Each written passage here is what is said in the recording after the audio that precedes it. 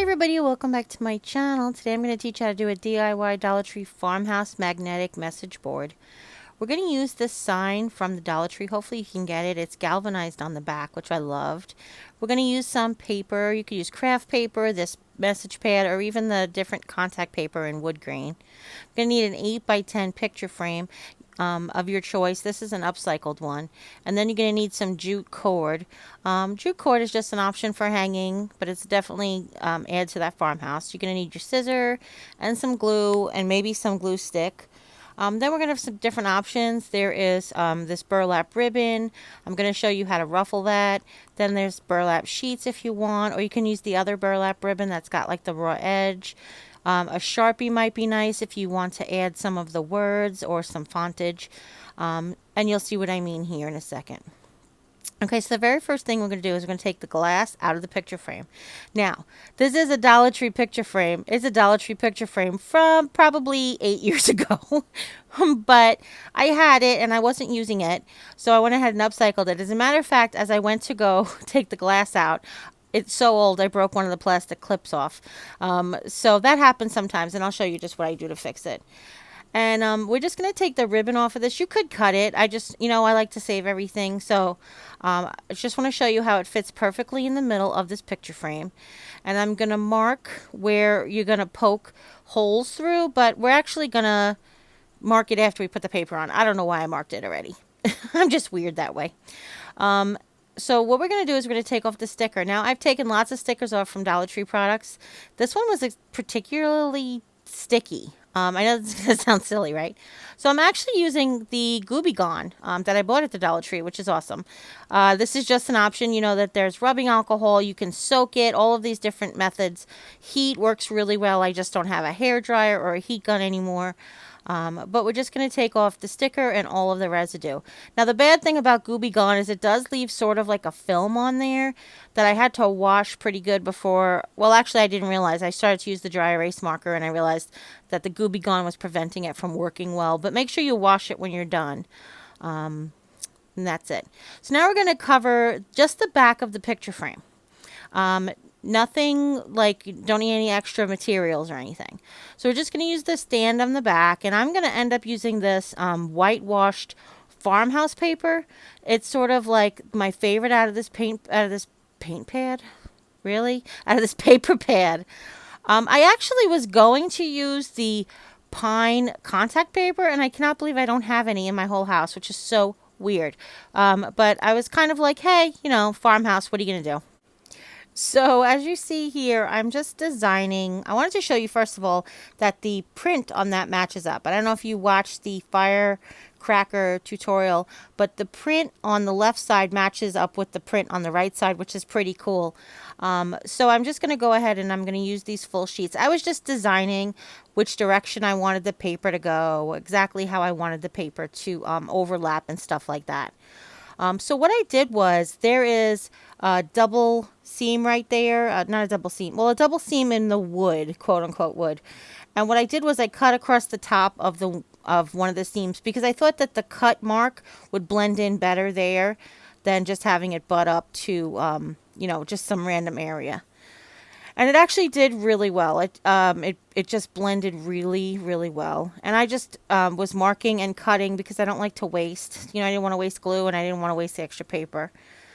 There is a little bit that I cut off in the bottom, but not much. And then you just want to cut off any extra, as you see here. All right. And now we're going to just lay this aside and let it cure. I think that's the best way to put it. You really want that glue to hold on to that paper before you go any further.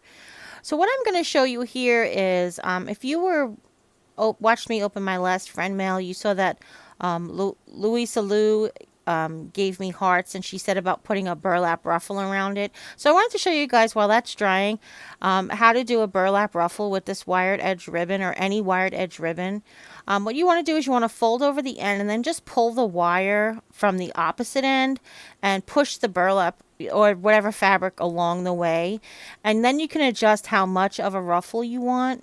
I originally thought I would look really cute if there was a ruffle behind the, you'll see I'm going to lay it down behind the galvanized piece of metal, but then I thought it was just a little bit too much, but it's an option for you guys. It was just a little too much for me at the time. I kind of I'm going to show you a couple of different suggestions as far as the design of this is concerned, because you guys, I just want to show you some techniques and tricks and tips outside of the box thinking, but I also want you to do for yourself. So I'm just going to show you some different things that'll help you maybe decide how you want to design it for yourself. All right. And that's just how you make the ruffle, and you can adjust the ruffle. And then if we were going to use it here, we could just glue it to the back or even to the front, but I thought it would look cute glued to the back of the piece of galvanized tin. I keep calling it tin, but it's really got to be steel because it's magnetic. So it's got to have iron in it somewhere. All right. So I'll just show you here.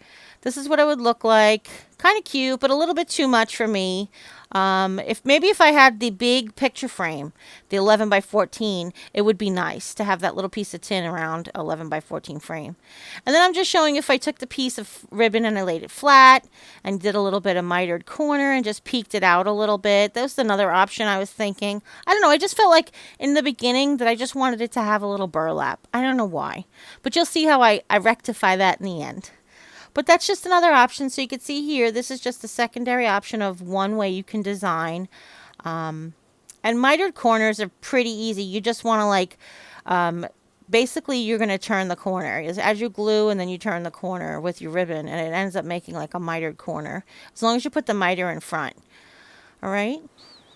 And now I'm putting the picture frame back in. And I'm lining up the metal like evenly spaced. You could use a ruler if you want to, but I'm just evenly spacing it. And I'm marking with a Sharpie through the holes of the galvanized metal. And we're just going to do a cute little knot with some jute to make it look like it's hanging on there. You'll see. But what I do is I just poked it with a thin screwdriver. I have a little skinny screwdriver. They sell the little skinny screwdrivers at the Dollar Tree. But anything you can get to poke through there, maybe like a fine pen or something. And then I'm on the back, I've just flattened out, cut the little tab off that came out. Now I've cut a pretty long piece of jute, but you cut it as long as you want. Just give a little extra for the knots or wherever you're going to hang it. All right. And I poked it through from the back, with that same little screwdriver. Okay. And now I'm going to tie a knot. Now I've just tied the string around my finger and created a loop. And I've taken the end and I've tucked it in the loop 3 times. I've wrapped it around once, twice, and 3 times. And that's just going to give me a substantial knot so that the string doesn't come back through the metal. And here we go again. So I wrapped around my finger and then I've taken the end and I've stuck it in the hole 1, 2, 3 times. And then I pulled. And this way the knot will be nice and fat and it'll hold on really well. Okay.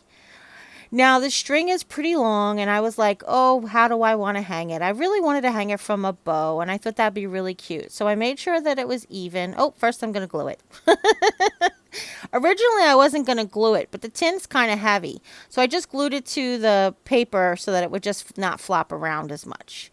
Now I'm going to go ahead and fix that corner that I told you was broken. All right. And now we're going to go ahead and hang it. So I pulled the string so it was even on both sides and I found the center and I tied a knot loop about 5 inches from the top. And then I took the loop, folded it in half and made a bow. And that's really how simple that is. Now I'm trying to show you that there are options for words. Now you can decorate the galvanized tin. It could be done. Your whole project can be done right now and it could just be a message board. It'll look cute. But I wanted to just add some little words to it. So I'm just showing you some of the clings that I have from the Dollar Tree and that you could use some of the words. Like you could use just the word heart from that blessed heart. You could use the word possible. What, all of those things you can do, even just the word hello, just the word love. You don't have to use those clings as they were designed to, okay? But what I decided to do is I took a piece of the scrap leftover paper, I turned it sideways, and I wrote the word farm on it. Now, as you can see, I wrote it, didn't like it, and I'm rewriting it. We've talked about lettering before. This is just, I don't know. If you could everybody loves the way I letter, and I think it comes out so atrocious sometimes. Like my first shot up there, way, like, the M was so much taller than the F and so much wider than the A. It was ridiculous. But the best thing to do is you could print off of the internet. And what I'm doing here is do you see that little piece of magnet laying down? That, I mentioned in a previous video, that came on a card that was coupons. It was like basically a cardboard card of coupons from a pizzeria that you stick on your refrigerator, sort of like the little menu coupon phone number thing that they give you. And I just, when the coupons are expired, I just peel the magnets off and I save them, because you never know when you could use a nice thin magnet. And I was like, you know what? Let me make some farm magnets, or some lettered magnets that say farm, on this cute board. And this is just a design idea. Again, you guys do what you like, and I'm just giving you some inspiration. So I've just cut out each one of the letters, and I'm giving each one its own magnet, so you can play with it. You know, we can rearrange it, and I'll show you a couple of different ways that I rearranged it. All right, and I'm just going to use that glue stick. They sell glue sticks at the Dollar Tree, as you know, but you could use double sticky tape if you don't have a glue stick. Would be also very, very good option. All right, and I'm just gluing each one to a different letter, and I cut them crooked, I wrote them crooked. It was a mess. But would really be nice if it was printed off the computer. And then you could just glue it to magnets. I have seen magnet at the Dollar Tree before, just not in a long time. They used to sell like magnet strips. I just haven't seen it in a really long time. So I'm just going to show you. You could play around with it. You know, I tried to space it. Do I want it even? I don't know. Does it look nice? I don't know. Does it look cute? Fix this, do that. Adjust the letters up and down. Make them wavy, make them crooked. Just all different designs, and you play with what you want. That's really what it's all about. And you can see here, I have them going across the top, kind of like, sort of like a ransom note. And then this way, they're going down the side so that you have different options. But what I really ended up deciding was to take a piece of this burlap ribbon, because I told you I did really want burlap on it. And I've cut the ends, and you know how we cut the ends. We fold the ribbon in half, and you cut from the fold side, in from the fold side to out to the outside, and that's what creates that little cut, dovetail. I'm sorry, I couldn't think of the word dovetail for a second. All right, and I just made it a little longer than the galvanized. I thought it would look really cute like that. And then you talk about fonts. So we use these at Easter. This is sort of like that Ray Dunn sort of font that I just printed off of the internet. And I'm just grabbing all the letters to write the word notes. And I started with the N and then the S. And I made sure that they were spaced both the same from the ends. And then I worked basically to even out the letters between, so it would look evenly spaced. All right, and that's just an option. You can write notes, you can write lists, you can write your child's name, your family name, whatever. And I've just stuck that on there with magnets because that's another option. I can change it out. That's what's really great about it. You can also handwrite on here with Sharpie. You can put, if you're good with lettering, you can go ahead and handwrite something. If you have a Cricut, you can go ahead and cut out some vinyl and put a vinyl lettering on there. It would be really cute. But here's what it looks like with the dry erase marker. And remember I told you have to wash it. So if you use Glue Gone, make sure you wash it before you use the dry erase marker, okay? And I like the way it looks with a dry erase marker. These magnets were from the Dollar Tree. They basically have days of the week and chores, which is just another option. But I like the dry erase marker idea. So what I'm going to do is I'm going to take my dry erase marker and I'm going to take Velcro dots, the Velcro dots that they sell at the Dollar Tree. And I'm just going to take a dry erase marker. Now, this dry erase marker, they do sell them at the Dollar Tree. This one was not from the Dollar Tree, though. I got a 10-pack from Holler back at Christmas time, or even last year. I think it was last Christmas. And we're just going to use them, use the Velcro dots to stick the dry erase marker on the side of the note board, just so it's always ready and available. And this is just an option. This is if you want to use it like a dry erase board. What I've done is I've trimmed the dot, and then I've colored it in black just so it blended to the frame a little bit better. And I noticed with these Velcros, just wiggle them a little bit and they hold on a little bit tighter. And this is the way I think I'm going to use it. Okay, and I really do like it. So I hope you really enjoy this tutorial. If you do, give it a thumbs up. I'd love to hear what you guys design and come up with. So don't forget to share on social media. And share this with friends and family. Anybody you know might be interested in making one of these, or at least have the idea. And if you haven't yet, click subscribe. And when you do, a little bell will pop up. When you ring that bell, YouTube will let you know whenever we upload a new video. And as always, you take care. God bless. See you next time. Bye.